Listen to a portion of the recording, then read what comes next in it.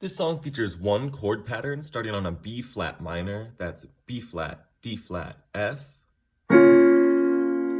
up to an E flat major, E flat, G, B flat. And then if halfway through that chord, we can just change the root to a G. All right, we'll put a G in the root.